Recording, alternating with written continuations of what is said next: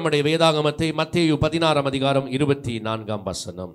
மத்தேயு 16 அதிகாரம் 24 வசனத்தை நாம் சேர்ந்து வாசிக்கலாம்.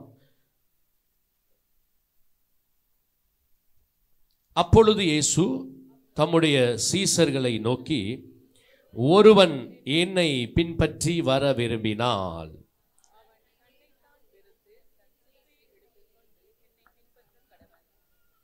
ஆமென். எல்லாம் சத்தமாக வாசிச்சிங்களா? இது செய்தி இல்லை, இது உங்களுடைய வாழ்க்கை. இது கிறிஸ்தவ வாழ்க்கை. இதை சரியாய் கற்றுக்கொள்ளுங்கள். இயேசு சொல்லவில்லை, எனக்கு ஒருவன் ஊழியம் செய்ய விரும்பினால், எனக்கு ஒருவன் ரெவரனாக விரும்பினால், பாஸ்டராக விரும்பினால் என்னை பின்பற்றுகிறவன் எப்படி பின்பற்ற வேண்டும் என்று இயேசு சொல்லவில்லை. ஒருவன் என்னை பின்பற்ற விரும்பினால் தன்னை தான் வெறுத்து தன் சிலுவையை எடுத்துக்கொண்டு என்னை பின்பற்ற கடவன். அவர் சிலுவை அல்ல, உங்கள் சிலுவை எடுத்துக்கொண்டு அவர் சிலுவையில் நடந்த விதத்திலே நீங்கள் அவரை பின்பற்றுங்கள். ஆமென். வேதத்தில் நீங்க பார்த்தீர்களானால் வாக்குத்தத்தம் சுதந்தரித்த எல்லோரும் சிலுவையோடு தான் நடந்து போயிருக்கிறார்கள். காத்திருப்பு இருக்கிறது. ஆபிரகாம் எத்தனை வருஷம் காத்திருந்தார்? சொல்ல மாட்டேன் பாஸ்டர், அது எனக்கு நடந்துருச்சுன்னா என்ன செய்யறது? 25 வருஷம், சரியான 30 வருஷம், நாங்கள் 25ன்னு சொல்லுவோம். ஆமென். யோசிப்பு 30வது வருஷம் வரைக்கும் வாக்கு தத்தம் நடக்கிற வரைக்கும் சில விஷயம் அவங்க வாழ்க்கையில் நடந்துச்சு. தாவீது 30 வயசுனா வாக்கு தத்தம் நிறைவேற ஆரம்பிக்கிற வருடம். ராமன் சொல்லுங்க, யாருக்கு 30 வயசு இருக்கு? யாருக்கு 30 வயசு இருக்கா? ஒரே ஒருத்தருக்கு இருக்கு. ஆமென். இந்த வருஷம் உங்க வாழ்க்கையில் அந்த வாக்கு தத்தம் நிறைவேற ஆரம்பிக்கட்டும். இயேசுடைய வாழ்க்கையிலும் அவருடைய வாக்கு தத்தம் நிறைவேற ஆரம்பிக்கும் பொழுது அவர் ஒரு சிலுவை பயணத்திற்கு முகம் கொடுக்க வேண்டி ஏற்பட்டது. ஆமென் சொல்லுவோமா? சிலுவை இல்லாமல் மகிமை இல்லை. ஆமென். சிலுவை இல்லாமல் வெற்றி இல்லை. சிலுவை இல்லாமல் வாக்குத்தத்தம் இல்லை. சிலுவை இல்லாமல் கிறிஸ்தவமே இல்லை. ஆமென். கொஞ்சம் கஷ்டமாக தான் பாஸ்டர் இருக்குது. உண்மை இதுதான், தெரியுமா? இந்த ரொம்ப விசுவாசி இந்த தொட்டா சினிங்கிமை பார்த்துருக்கீங்களா? கொஞ்சம் தொட்டா போதும், அப்படி போதும், அவ்வளோதான், முடிஞ்சுது. கடவுளுக்கு அவங்கள வச்சு ஒன்றுமே செய்ய முடியல. ஆனால் கர்த்தர் விரும்புகிறாரு. ஆண்டவர் சொன்னார், நான் உலகத்தில் உங்களுக்கு என்ன உண்டு? வரமாட்டிச்சு. அது சொல்லுங்க, நல்லா சொல்லுங்க. உலகத்தில் உபத்திரவம் உண்டு, நீங்களும் ஜெயிப்பீங்க. ஆமென். ஆனால் நான் சொல்லலை, எல்லாமே சரியாக நடக்கும், டைமுக்கு நடக்கும், எல்லாம் சொகுசாக இருப்பீங்க, நீங்கள் நினச்சதெல்லாம் நடக்கும், அப்படி நான் சொல்லலை. ஹலோ, கடந்து வந்தவங்களுக்கு அது தெரியும். நான் இன்றைக்கும் நான் ஜெபிக்கிறது, சில இடங்கள் இந்த ஊழியத்தில் கொஞ்சம் நல்லா இருக்கும் பாருங்க, ஆனால் சில இடம் கொஞ்சம் ரொம்ப கஷ்டமாக இருக்கும். நான் இப்போ ஆண்டோட கேட்குறேன், அந்த நல்லதுக்காக நான் இருக்கக்கூடாது. இங்கே சில நேரம் உங்கள் சித்தமாக இருந்தால் பாடுகளானாலும் சரி பரவாயில்ல, அந்த மகிமைக்காக நான் நிற்கணும் ஆண்டவரே. புரிஞ்சுதா? ஆமென். இந்த சிலுவையின் பாதையில் நான் கடந்து போவதுதான் உம்முடைய சித்தமானால் நான் எதையும் சகித்துக் கொள்ளுகிறேன். அதுதான் உம்முடைய சித்தம். இயேசு கிறிஸ்து உலகத்தை ஜெயித்தார், ஆனால் பிதாவின் சித்தத்தின்படி சிலுவையை சுமந்தார். ஆமென். இயேசு உலகத்துக்காகவே நித்திய ஜீவனை சுதந்தரித்து கொடுத்திருக்கிறார், ஆனால் அவர் தன்னை தானே வெறுத்தார். ஒரு ஆமென் சொல்லுங்க. இந்த செய்தி ரொம்ப முக்கியம் பாருங்க. ஆமென். இதுதான் உங்க வாழ்க்கை, நீங்க நினைச்சு கொள்ளணும். மத்தேயு 16:24 இயேசு சொல்றாரு அழகாய், ஒருவன் என்னை பின்பற்றி வர விரும்பினால் அவன் தன்னை தான் வெறுத்து தன் சிலுவை எடுத்துக்கொண்டு என்னை பின்பற்ற கடவன். இன்னைக்கு ரொம்ப பேர் நினைக்கிறாங்க, என்னை தானே நான் வெறுக்கிறதுனா நான் சாப்பிடாம என்னுடைய சரீரத்தை வருத்துவது கர்த்தர் சொல்லவில்லை. நல்லா உடுக்க வேணாம் என்று சொன்னாரா? நீங்க நல்லா உடுத்தாலும் உடுக்காட்டியும் பரலோகத்துக்கு நஷ்டமும் இல்லை, லாபமும் இல்லை.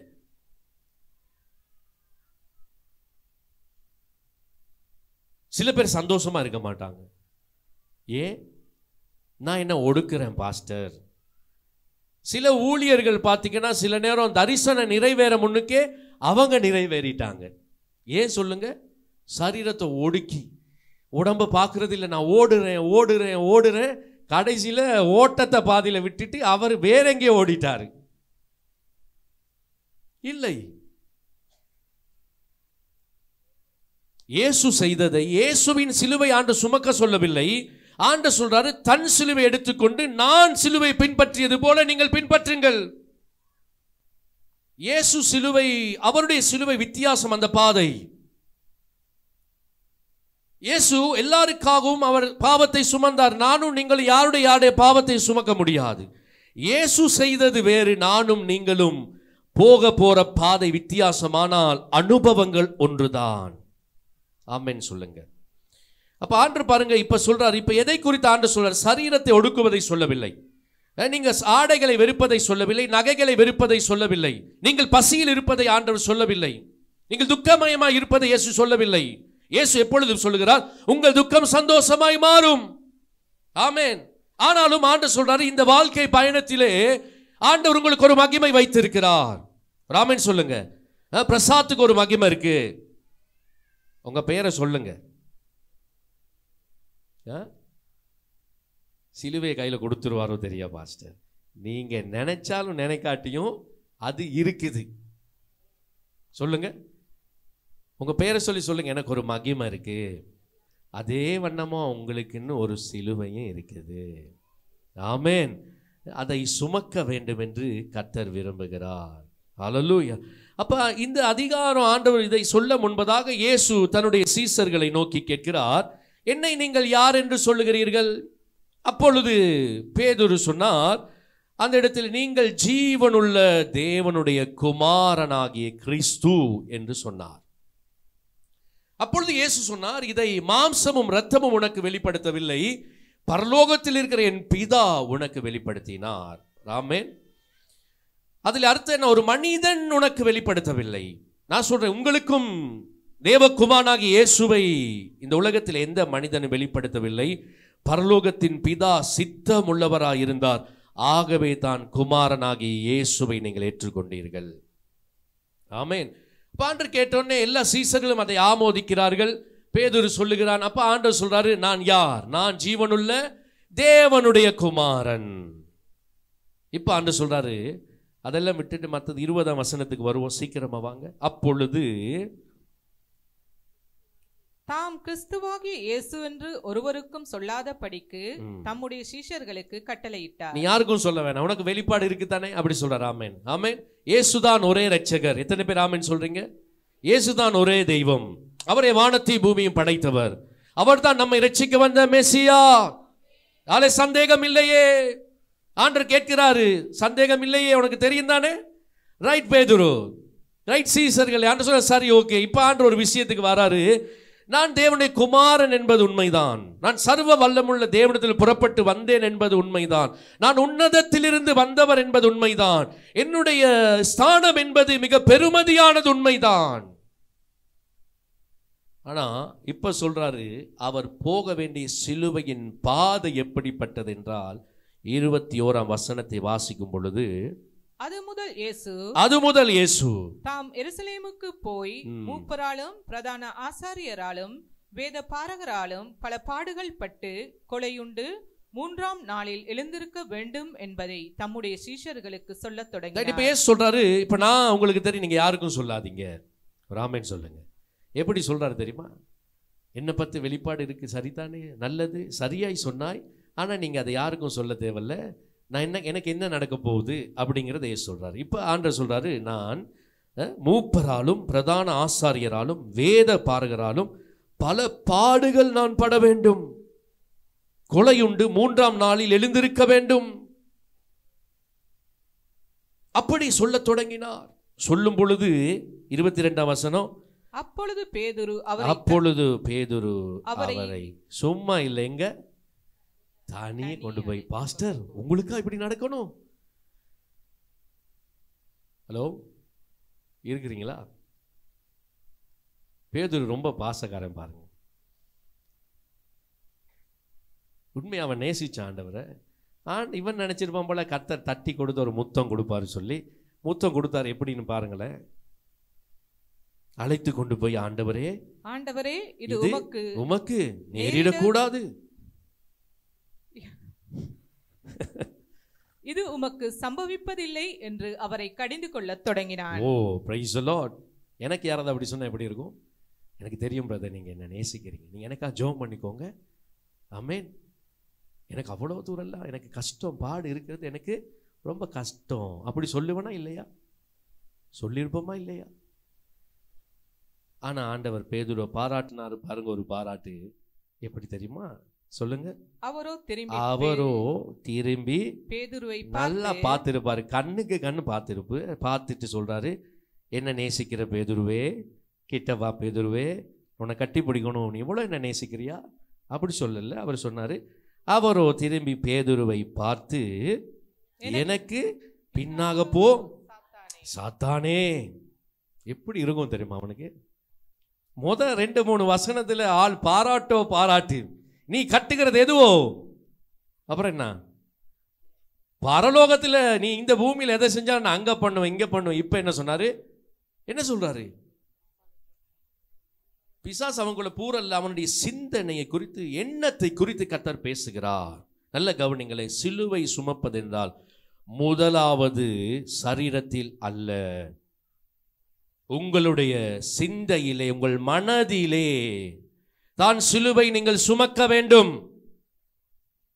இயேசு கிறிஸ்து அவர் சொல்லுகிறார், நான் மூப்பராலும் இந்த வேத பாரகராலும் இந்த பரிசேயராலும் நான் நிந்திக்கப்பட வேண்டும். நான், உனக்கு தெரியும் நான் யார், நான் தேவகுமாரன், உனக்கு அந்த வெளிப்பாடுல சந்தேகம் இல்லையே, என்னுடைய பாதை இப்படிப்பட்டது.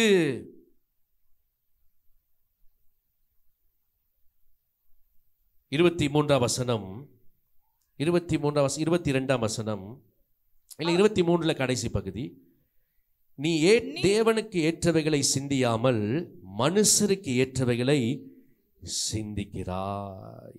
அப்பொழுது இயேசு தம்முடைய சீசர்களை நோக்கி, எல்லாம் வாசிங்க, ஒருவன் என்னை பின்பற்றி வர விரும்பினான் தன் சிலுவை எடுத்துக்கொண்டு என்னை பின்பற்றி வர கடவன். தன் ஜீவனை ரட்சிக்க விரும்புகிறவன் அதை இழந்து போவான். என் நிமித்தமாக தன் ஜீவனை இழந்து போகிறவன் அதை கண்டடைவான். ஆமென், ஆமென், ஹல்லேலூயா.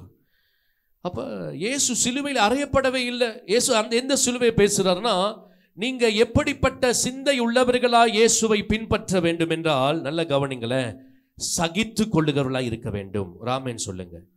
பொறுமை இருக்கணும். சொல்லுங்க, என்ன இருக்கணும்? பெருமை இருக்கக்கூடாது. அவருக்கு பெருமைப்பட எல்லாமே இருந்துச்சு. இயேசுவுக்கு இருந்துச்சா இல்லையா? பெருமை இல்லைன்னு அவர் ஆமென் சொல்லுங்களேன். எனக்கு பேசிட்டாங்கன்னா பாஸ்டர், எனக்கே பேசிட்டீங்களா? இயேசுவுக்கு பேசினார்கள், இயேசு கேட்கவில்லை. ஒரு ஆமென் சொல்லுங்க. எத்தனை வருஷம் அனுபவம் தெரியுமா எனக்கு? ஏன் பேசக்கூடாதா? ஹலோ,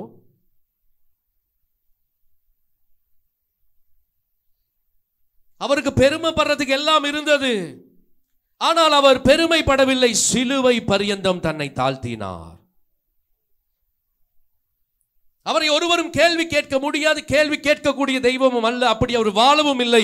ஆனாலும் எல்லோரும் அவரை கேள்வி கேட்டார்கள். இயேசு சகித்து கொண்டார், பொறுமையா இருந்தார் இயேசு. அப்ப இந்த பயணத்தில் நீங்க சிலுவை சகித்து சுமக்கிறதுனா என்னது? வாரக்கிழமை நான் எல்லாருக்கும் 50 கிலோ ஒரு சிலுவை தாரேன், ஒரு கிழமை சுமந்துட்டு வாங்க, நீங்க பரலோகம் போயிருவீங்களா? ரொம்ப பேர் இந்த நெஞ்சில போட்டு அடிக்கடி முத்தமெல்லாம் கூட பார்த்துருக்கீங்களா?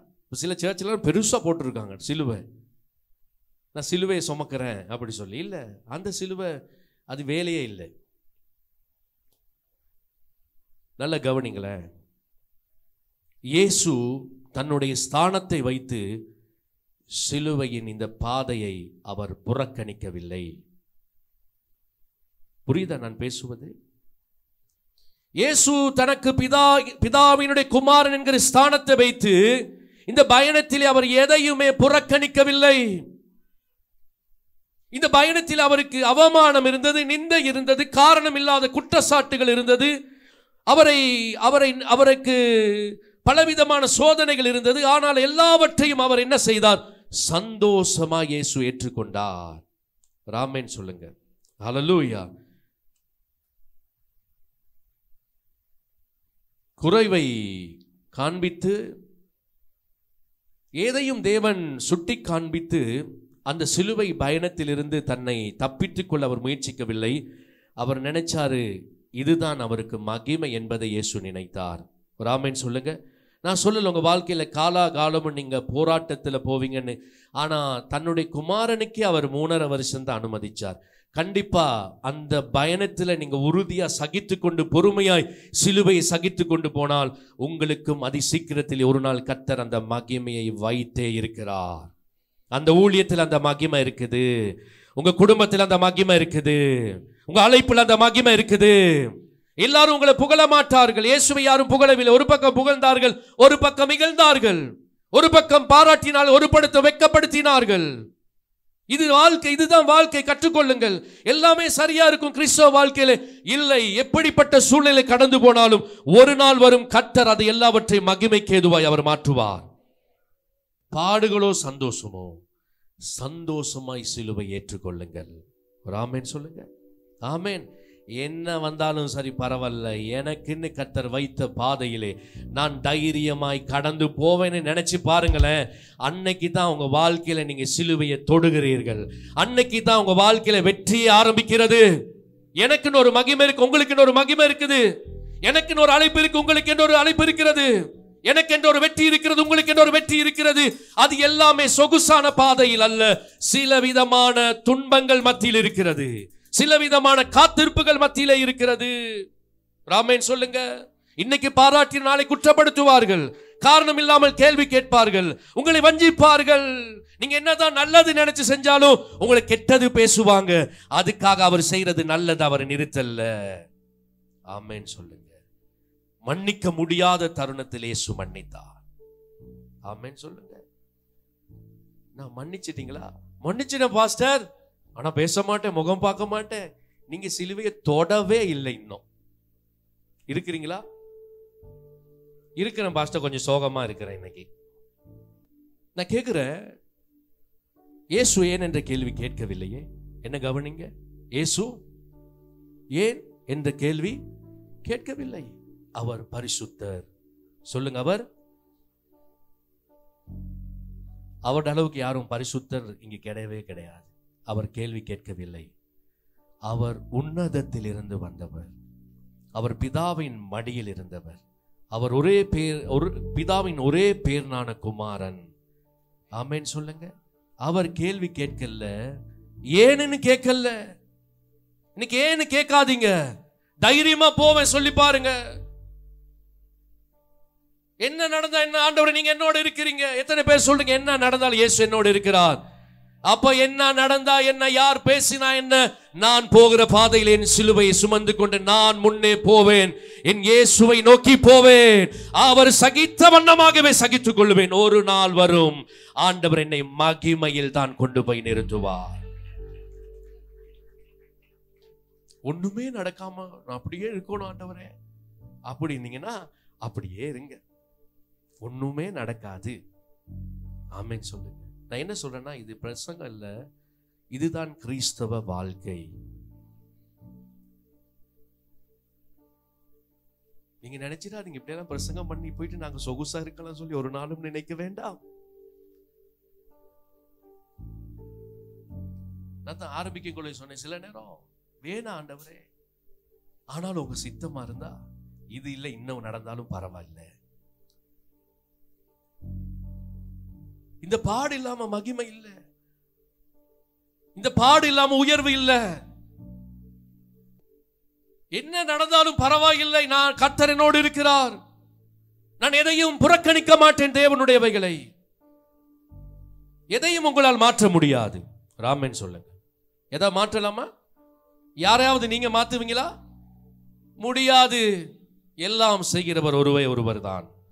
அவர் எதையும் செய்வார், எனக்காக யாவையும் செய்வார்.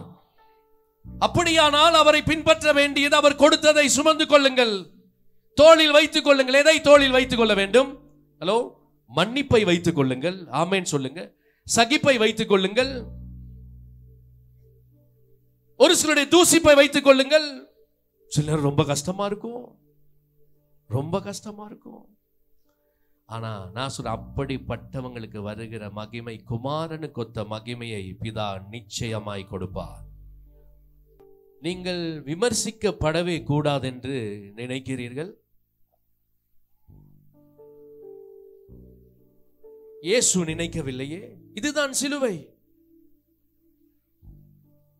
ஏன் காத்திருக்க முடியாது என்று நான் நினைக்கிறேன்? ஏன் சில இழப்புகளை என்னால் சகிக்க முடியாது என்று ஏன் நினைக்கிறேன்? ஏன், எந்த ஸ்தானத்தை வைத்து அப்படி சொல்லுகிறீர்கள்? சர்ச், எதை வைத்து நீங்கள் அப்படி சொல்லுகிறீர்கள்?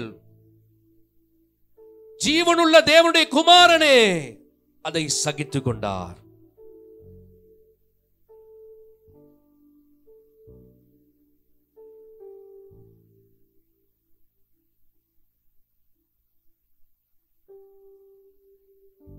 விமர்சனங்கள் உண்டு. ஆமென் சொல்லுங்க. நிந்தனைகள் உண்டு. நான் குருவை போல வாழ விரும்புகிறேன். என் குரு சாதாரணமானவர் அல்ல. சொகுசாய் வாழ்ந்து வழியை காண்பிக்க வந்தவர் அல்ல. எனக்காக எல்லாவற்றையும் சகித்து கொண்டு என்னை உருவாக்குவதற்காக என் கரம் பிடித்து என்னை அந்த பாதையிலே நடத்துகிற ஒரு நல்ல குருவை நான் கடவுளாக கொண்டிருக்கிறேன்.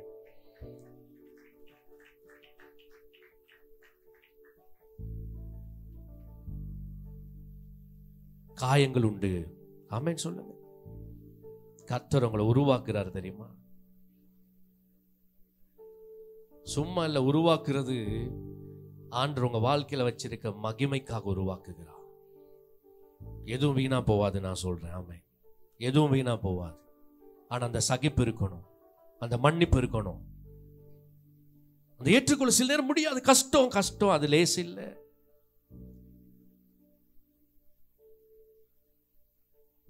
ஆனா அது என்னுடைய மகிமை. நான் கடந்து போக வேண்டிய பாதை. என் சிலுவை நான் சுமந்து என் குருவை போல் நான் நடந்து போவேன்.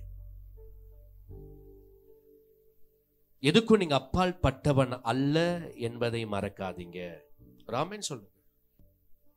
கர்த்தர் உங்களை ரொம்ப கம்பீரமா ஆண்டு உங்களை உருவாக்க விரும்புறாரு. ஆமென். வீட்டில்னாலும் கேள்வி கேட்காதீங்க. ஆமென். ராமன் சொல்லுங்க. சந்தோஷமா என் சிலுவையை நான் சுமப்பேன். சொல்லுங்க வாயை திறந்து. ரொம்ப சந்தோஷம் விளங்கு. இப்படி ஒரு சந்தோஷத்துல உலகத்துல எவனுமே பார்த்திருக்க மாட்டான். இந்த சர்ச்சுகளில் தான் அது பார்க்கலாம். தொங்க போட்டுக்கிட்டே நான் சந்தோஷமா இருக்கிறேன். சொல்லுங்க, சந்தோஷமா என் சிலுவை எடுத்துக்கொண்டு இயேசுவை பின்தொடருவேன். ஆமென். எதுக்கு பயப்படுறீங்க? அவர் அனுமதிச்ச ஒழிய உங்க வாழ்க்கையில யாராலும் எதுவும் செய்ய இயலாது. விசுவாசிக்கிறீங்களா? பிசாசும் செய்ய இயலாது. பிசாசு மாதிரி பேசுறவனாலும் ஒன்றும் செய்ய இயலாது. எல்லாரும் வச்சு தூக்கி கொண்டாடுற இடத்துல நான் இருக்கணும்னு நினைச்சிடாதீங்க. சிலுவையை சுமந்து ஒரு நாள் வரும் பாருங்க, ஒரு உயர்வு. அந்த இடத்தை ஒருவனாலும் ஒரு பொழுதும் தொட முடியாது. கர்த்தர் கொண்டு போற பாதையிலே சந்தோஷமா போவேன் ஆண்டவரே சொல்லி பாருங்க. முறுமுறுக்காதீங்க. இயேசு முறுமுறுக்கவில்லை. முறுமுறுத்தாரா? இல்லை. ராமேன் சொல்லுங்களேன். என்ன சொல்றேன்னா, நீங்கள் காயங்களுக்கும் பாடுகளுக்கும் நிந்தைகளுக்கும் அவமானங்களுக்கும் சில காத்திருப்புகளுக்கும் அப்பால் பட்டவர் அல்ல. ஏன் என்ற கேள்வி வேண்டாம். எனக்கு கொடுக்கப்பட்ட சிலுவையை என் வழியில் அல்ல, என்னுடைய நேசரின் வழியிலே நான் பின்பற்றுவேன். செஞ்சு பாருங்க, நீங்க இன்னும் தைரியமா இருப்பீங்க. நான் சொல்றேன், இதை விட பிரச்சனை வரட்டுமே, நீங்க இதையும் விட பலனா இருப்பீங்க. ஆமே, வந்து தான் பாரு அப்படி சொல்லி பாருங்களேன். வரக்கூடாது வரக்கூடாது அப்படியே இருக்கிறது. அதனாலதான் யார் என்ன சொன்னாலும் என் அழைப்பை நான் கைவிட மாட்டேன். யார் குற்றப்படுத்தினாலும் என்னை வெட்கப்படுத்தினாலும் நான் என் அழைப்பை விட மாட்டேன், என் குடும்பத்தை விட மாட்டேன், என் ஸ்தானத்தை விட மாட்டேன். காரணம், அழைத்த தேவன் உண்மையுள்ளவர். எனக்கு ஒரு சிலுவை கொடுத்திருந்தால் அதற்கு ஒரு மகிமை நிச்சயமாய் உண்டு. ஆமென். கர்த்தர் உங்களை ஆசீர்வதிப்பார்.